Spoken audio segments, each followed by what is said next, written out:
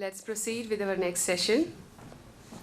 Our theme is Industry Academy Interface for Executive Education on Emotional Intelligence Competencies and Leadership Development. May I please invite on stage our facilitator, Ms. Vandana Khare.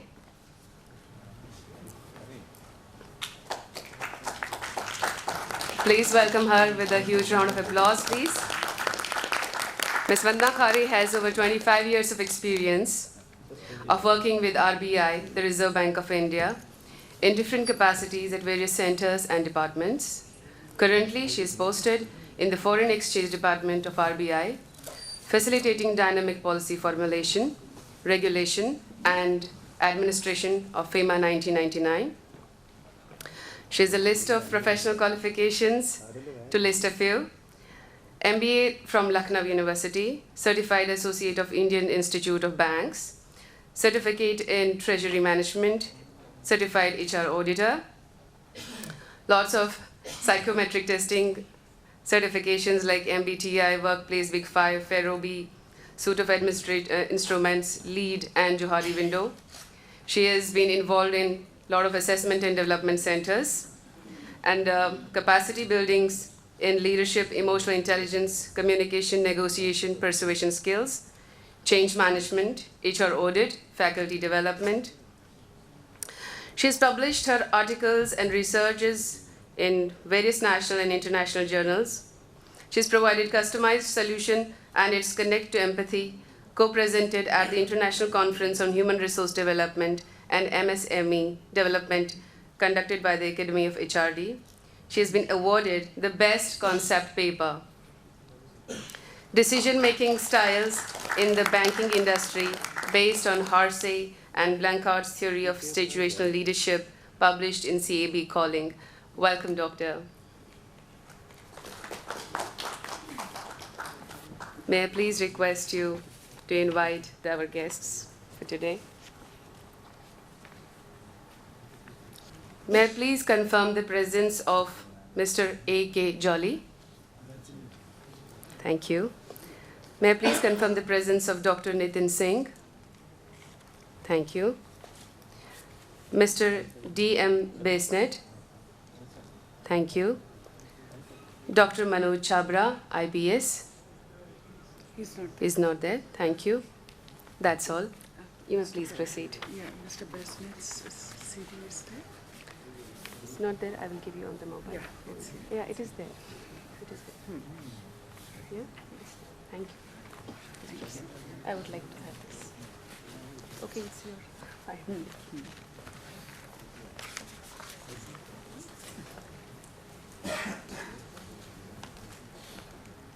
Dr. Vandana. Good morning. May I please? Oh, thank you. I've already accepted it.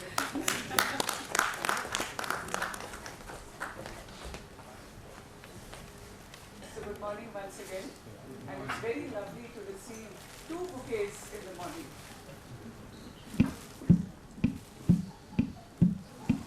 It's a very nice feeling to come up in the morning and receive 2 bouquets. Am I audible now? Yeah. Okay. So can I request Dr. Nitin Singh to...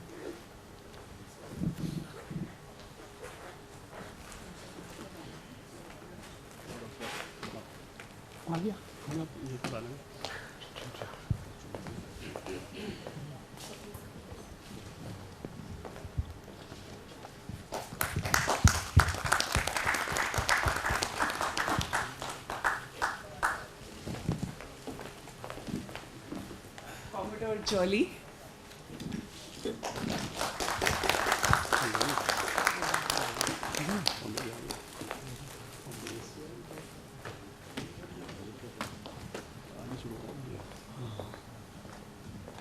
Morning, everyone.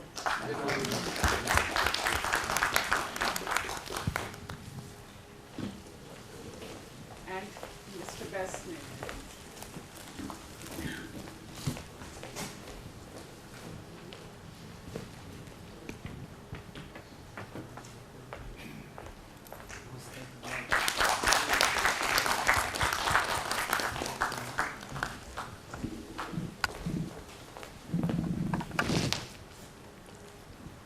It is my pleasure to introduce my co-panelists to the audience this morning. Let me begin with Dr. Singh. Dr. Nitin Singh holds several years' work experience in data analytics and has worked for Hexaware, KPMG, and IIMs during the course of his career. Currently, he is Professor of Information Systems at IIM Ranchi. He has led projects relating to data analytics, audit, forensics, governance, risk, and others. Very risky man to know. His consulting experience includes working with executives in public administration and financial services in designing and delivering solutions that are actionable. Nitin has published in international peer-reviewed journals published by Blackwell, Wiley, Taylor, and Francis, Thomson Reuters, Elsevier, Association for Computing Machinery, and Atlantis. He has been a visiting researcher with Hong Kong Poly University in 2003 to 2006. He was the Aditya Birla Scholar at IIM Bangalore during his doctoral studies, and he holds a PhD from IIM Bangalore. Welcome to the panel.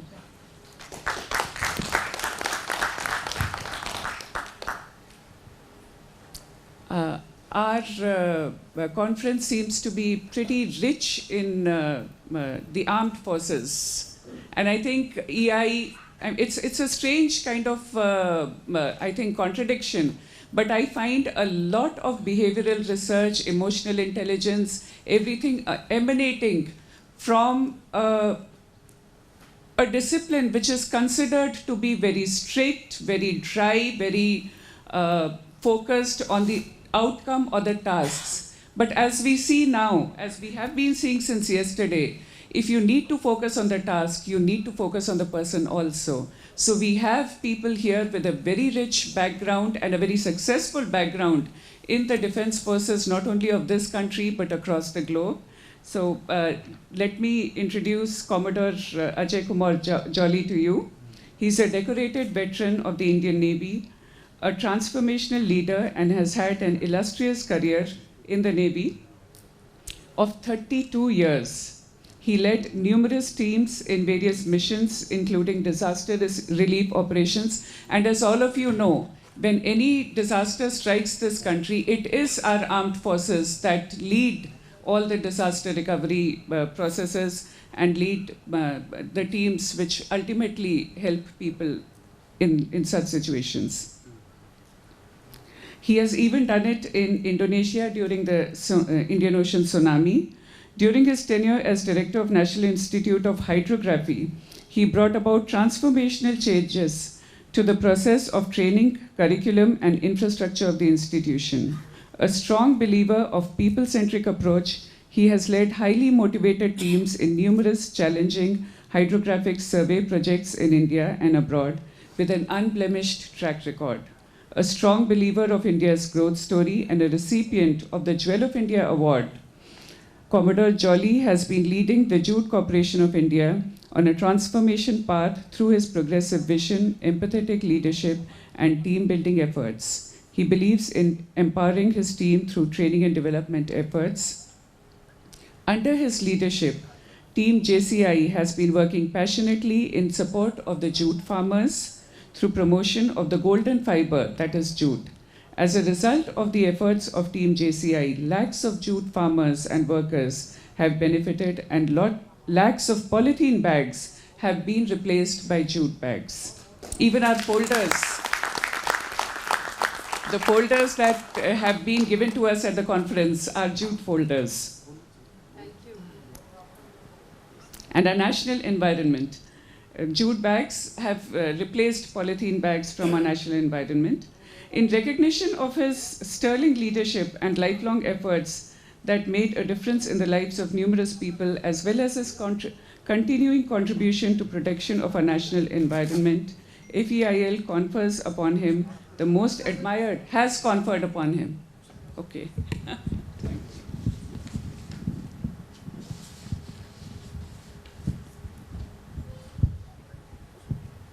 Mr. Des Mardan Basnet, born in Dharmasthali, Kathmandu, a very, I think, evocative place in Nepal in 1975. He received the Master of Business Studies, Faculty of Management, Tribhuvan University. He has specialized in international marketing and marketing research in a master's degree from Shankardev Campus, Tribhuvan University in 2007. He has academic and administrative work in People's Campus. He has done this work in People's Campus, MBS program, Faculty of Management, from 2007 to 2016.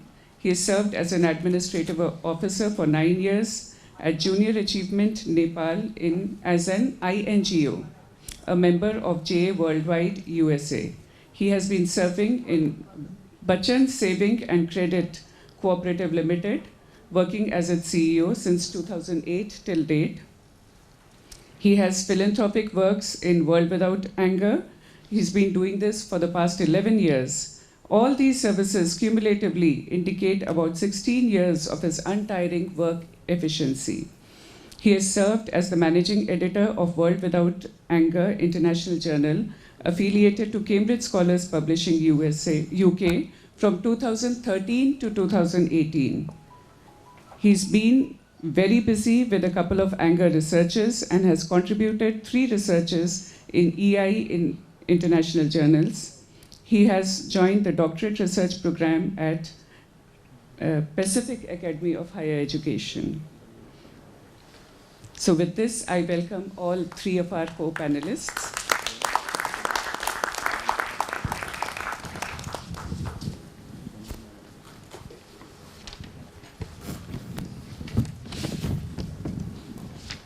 The topic of our panel discussion, as you must be aware by now, is the industry-academy interface for executive education on EI competencies and leadership development.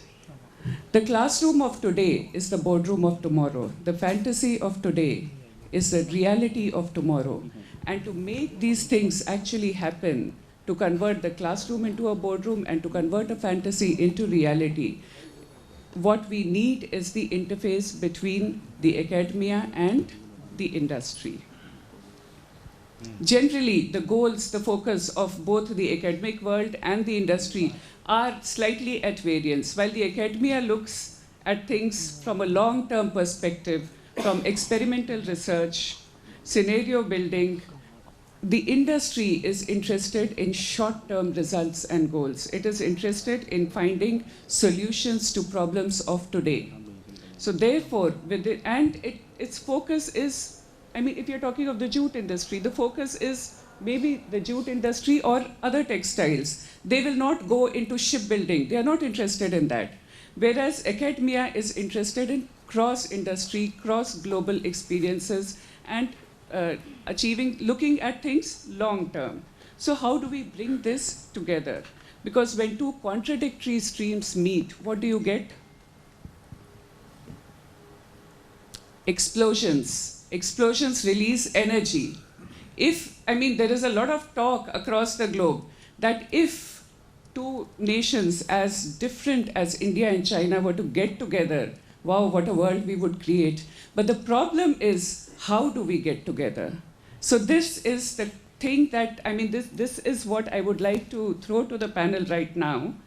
To the academics in the panel, I would ask that how do you make your research more focused towards the short-term applied solutions which would benefit the industry? And for the industry persons here, I would like to how do you get over your preoccupation with your own short-term goals and problems and collaborate with academia? And what do you think would be the benefits of this kind of collaboration? So I would request everyone to keep their inputs short and brief, because we have a whole day ahead of us and we don't want to miss out on our guidelines. So Dr. Nitin, would you like to? Oh, okay, thank you. Thank you, Ms. Vandana. My perspective, I don't see a difference. I don't see a dividing line. It could be a different organization, different kind of organization. The world that we see today, and particularly I come from the management side, so we don't see that there is a kind of a dividing line between the two. we just feel, okay, that's a different kind of an organization. They're in a different business. We are in another business. I myself have actually worked in the business for so long. I mean, my experience is equally divided in the two worlds. In fact, it is more on the business side. I have, and even now, we are actively engaged on the consulting. I am on the advisory with E&Y as well. So we do. I mean, so we don't. So as my perspective, I don't see a difference, because theory without practice doesn't have any relevance, and practice without theory doesn't have any value, because you will not get the value that you want out of your practical things. So that's my perspective. And regarding your question on the research side, yeah, so research, we do have journals which are practical oriented journals, and most of the research, so there are two different kinds of researchers. There are people who are more of theoretical researchers and all that, but management allows the practical ones also, like people like me, who actually convert their business ideas, their consulting works into applied papers. And there are practitioner oriented journals as well, where we actually publish, and the time window to publish is also faster there. So there are these two opportunities are there, though the theoretical research is much more prestigious.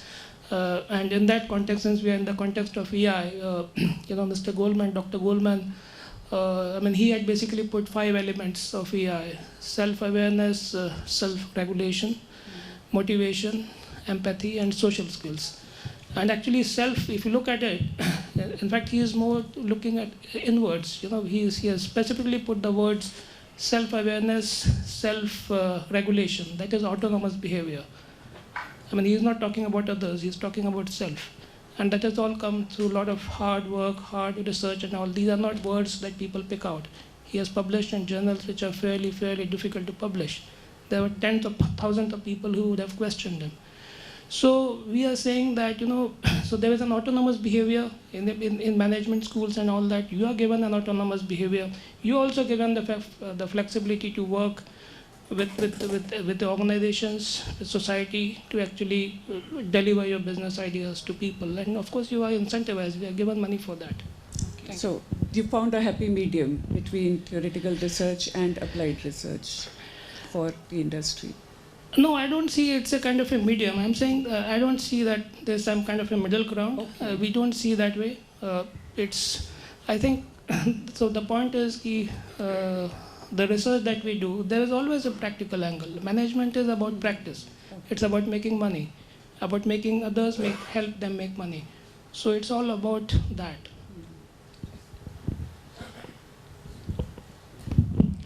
Good morning, everyone. Actually, it's a wonderful question, which has been, especially a person like me from the armed forces, where things are very well regulated. Training, practices and drills, etc. Everything is absolutely well regulated, well harmonized.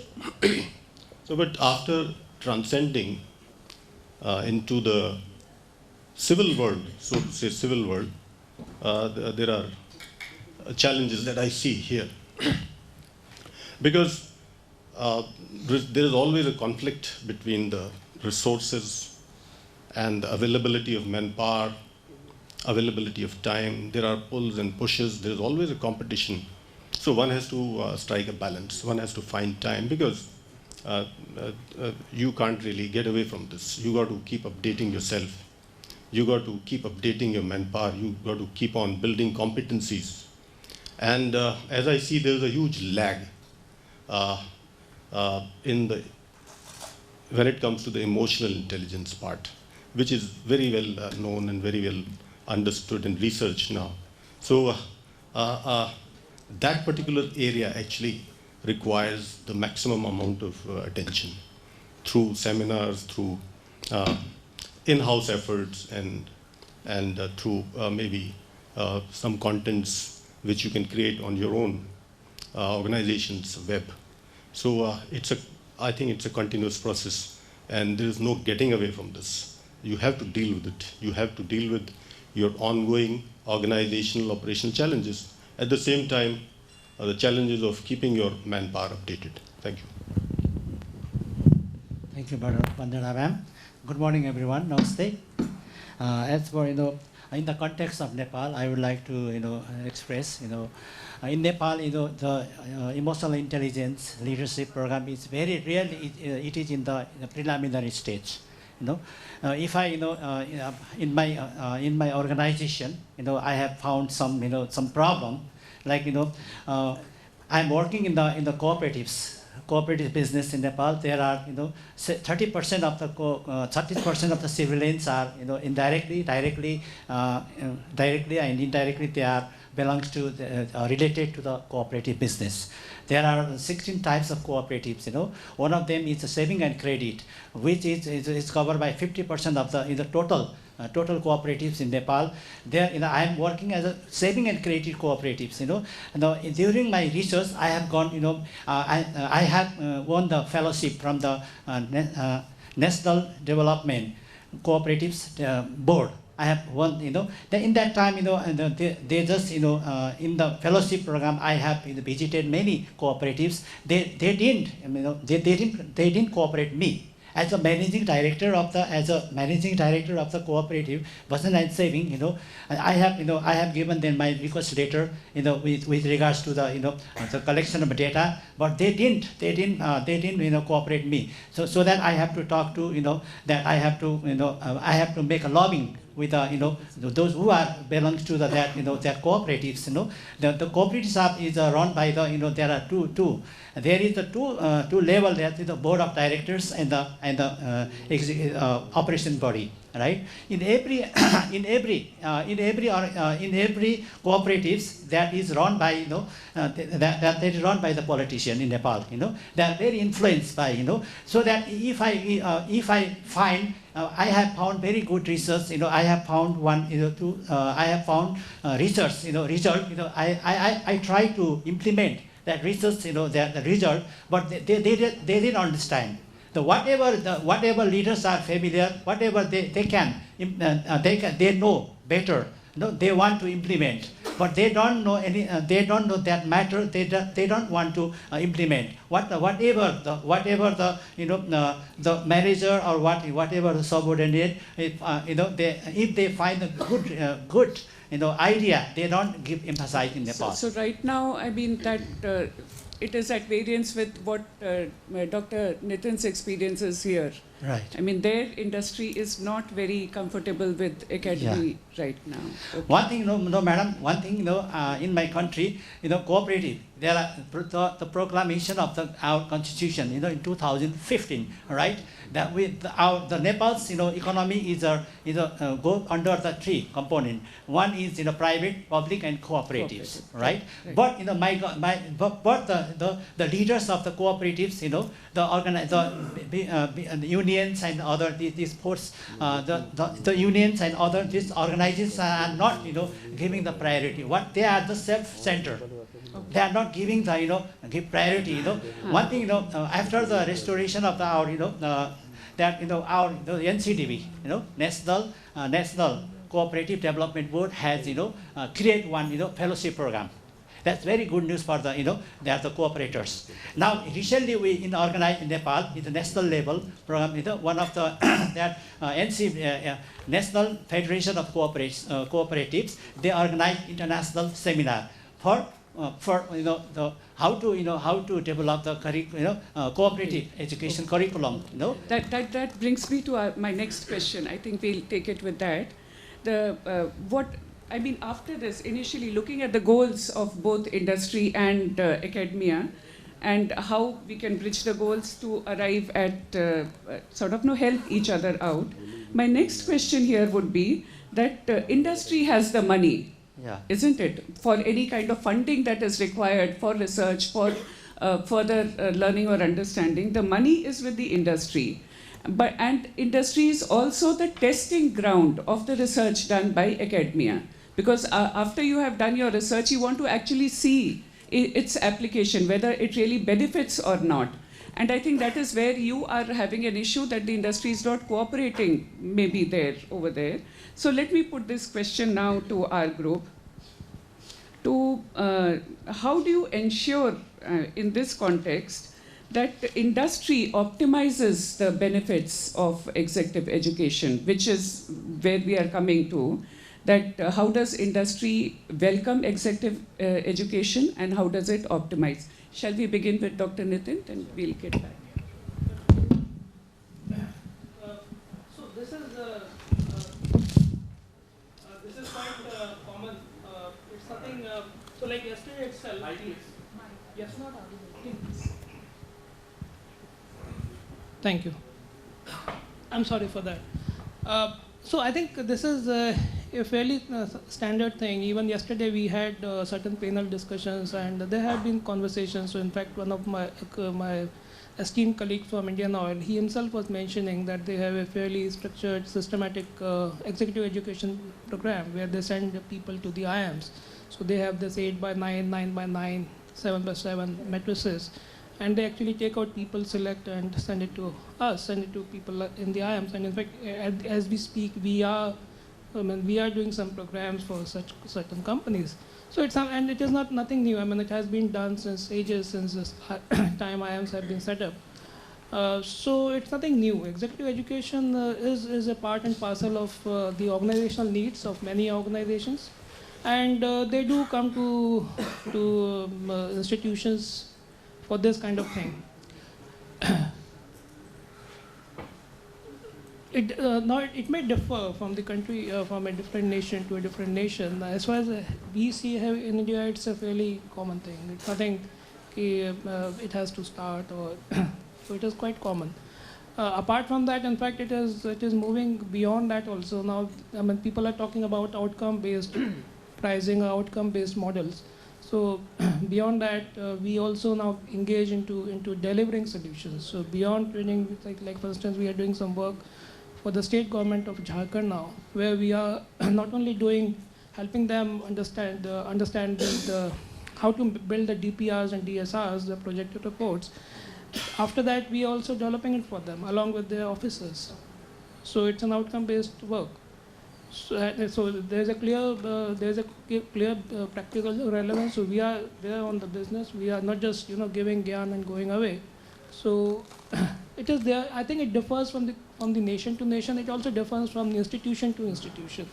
Maybe at the vantage level of IIMs, we have that the advantage, that incentive, that advantage given by the government, and also accepted by the business. Maybe other institutions may not have it, but I think it is slowly coming up. And particularly in the developed countries, it has been quite... the partnership has been active. Yeah, it is quite active and so it's quite common. So I think it's just a question of the development. Commodore Jolly, your comments.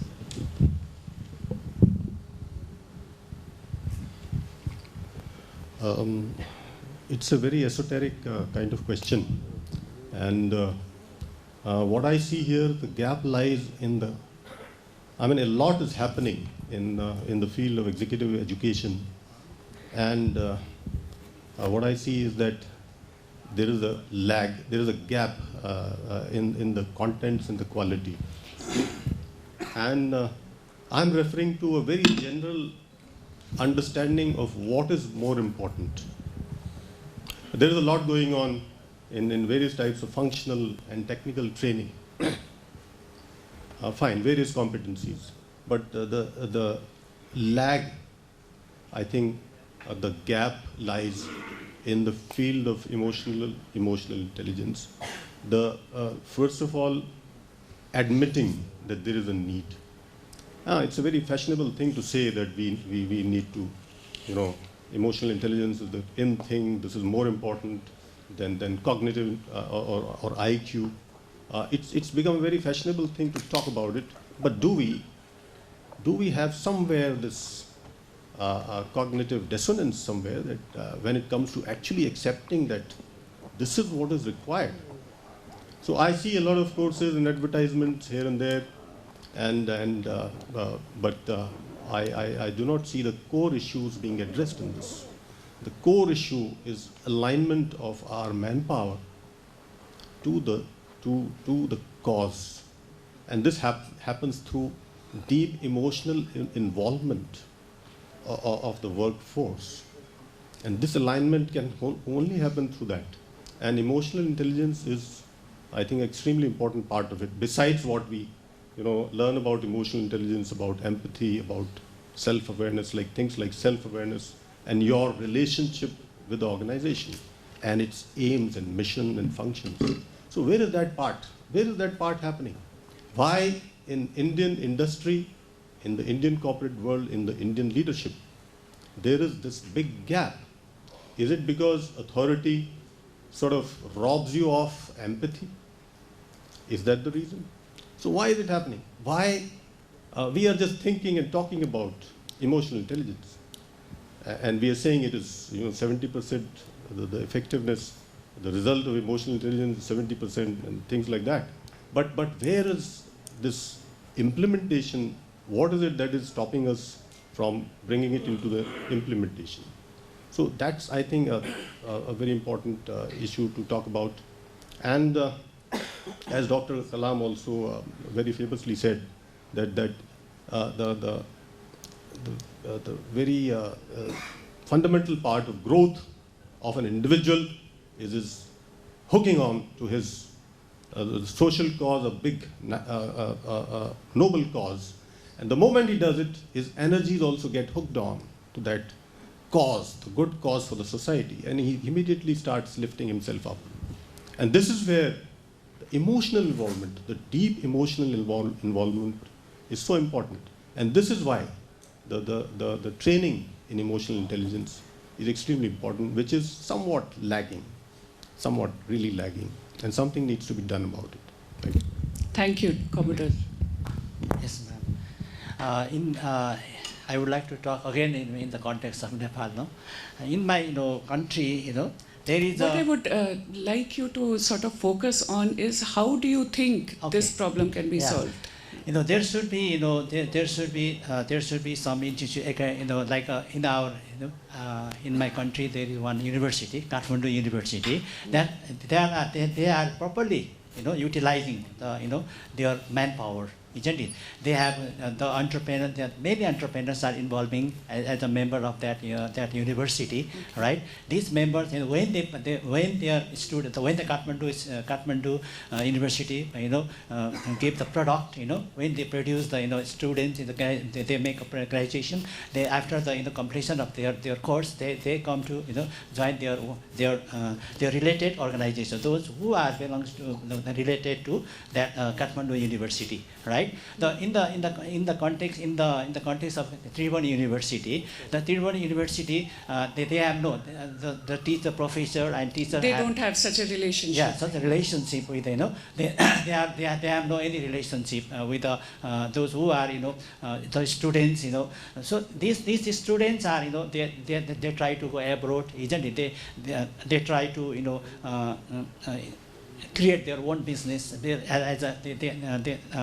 own business, and they want to be entrepreneurs, so that in Nepal, there is no only the this recently government are failed to establish the training institute and related university, like a cooperative cooperative organization are there trying to develop their own university for school level, bachelor level, and university level. They are trying to so that in Nepal there is one thing it's very problem. They just interfere, politically interfere. Though if the manager, one thing I would like to share all of you in here, right? I am as a CEO, my chairman of my organization, he's my teacher. He's my teacher who is also my guide, supervisor. I request him. I just put in one proposal, sir. You make we will just bring 50 years of a program. Hey guys, after 50 years, he will not be here, so that it's not relevant to me. So that I bring such types of program to benefit to the stakeholders of for immediate relevance. Yeah. But he doesn't want to implement this program. But in the after in that time, he is now 65 years. After 1 year, after the 100 years, he will not be here. So that he just spoiled my idea, isn't it? I started in my business 1,25,000. No, initially in 2008. Now it has become 200 millions. Now I able to make it 200 millions. You know. Excellent. Yeah. Yeah. Yeah. So that you know the board of directors or the stakeholders of the those who are the proprietor, they should give the full authority to the manager or manager or the CEO, so that he can make Right. yeah, he can make anything, isn't it? We should have to trust, but the manager or the CEO should be have honest towards the organization. He should think it's morning to day and morning to evening, morning to night, isn't it? He can do everything, He can change the world, isn't it? So that they should believe him. In Nepal, if I do better work, they don't want to make me a fool. Okay, that I think. Let me introduce one more point here, probably to how to get over this problem that you have, where there is. I'm facing. I'm facing, right? So here, what I mean, since anyway we need to wind up. Also, time is sort of approaching now. I would just one concept I want to. There's a concept that I want to introduce here. But you would have heard of David Rock, all of you. And in 2008, he propounded the concept of the SCARF model, where he says that how do we ensure that the executive education which we are offering, that model can be applied to executive education also. How do we ensure that there is a kind of buy-in, there is a kind of belief in the education or in the learning or the ideas that we are propounding today? How do we get them to accept what we are doing? So the SCARF model says that if the person I'm communicating with, like as a leader, as a manager, you are trying to communicate with people in authority to give the funding or join your programs or whatever that we are planning to do. So the idea is that the first thing that is, the first thing which is most important here is that you need to enhance the status of the person you are dealing with. If the other person feels an enhancement in his status, he will buy in to the idea that you're giving. The second is there needs to be The second point is that there needs to be some kind of certainty. If we as practitioners or if we as academicians are able to offer in our communication, we give very clear goals, or we tell them that this is the outcome that can be expected. There is a certainty in that transaction. So the second part, the C of the SCARF. Then comes autonomy, which you are talking of. That the person who is taking the decision should have the authority to take the decision and should be allowed to stand by his decisions. So the autonomy is the next step, which is most important. And then the relatedness. Yesterday, Dr. Mangu Singh was talking about the metro project. So at that time, he said that they the contractors, they tied up with the contractors, and the contractors understood very clearly what was expected of them. So if you can give a kind of, your idea and the other person to whom you're trying to sell the idea, if there is a connect between you and him, if he knows what he's getting out of it, then there is an incentive to buy into your idea.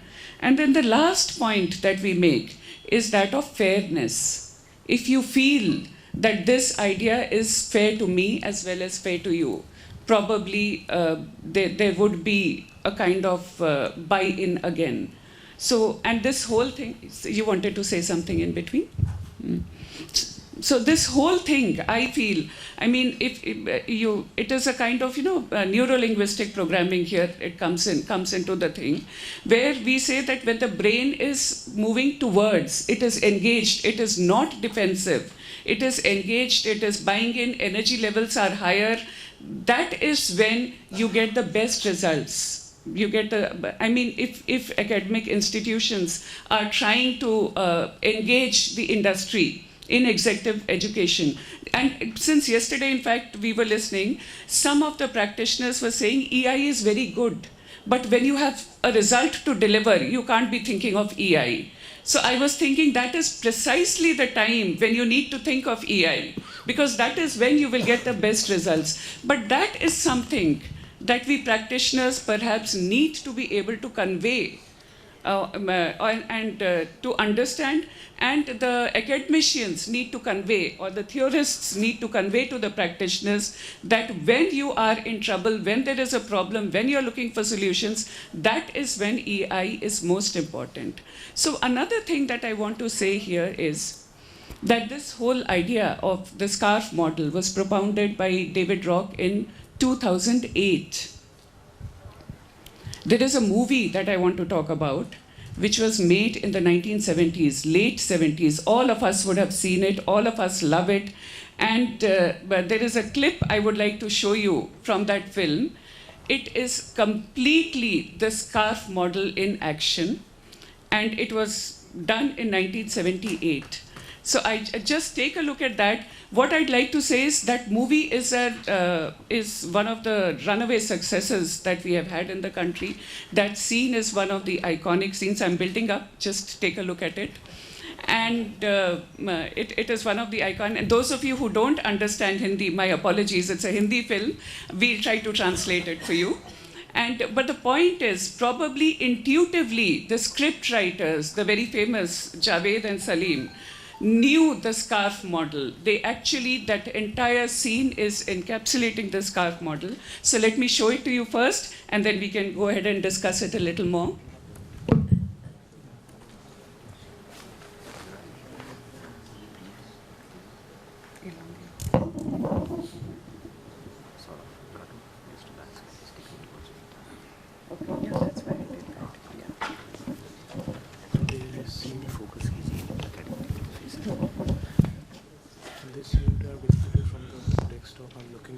Flash drive with you, right? It's kept there. I'll have to get it.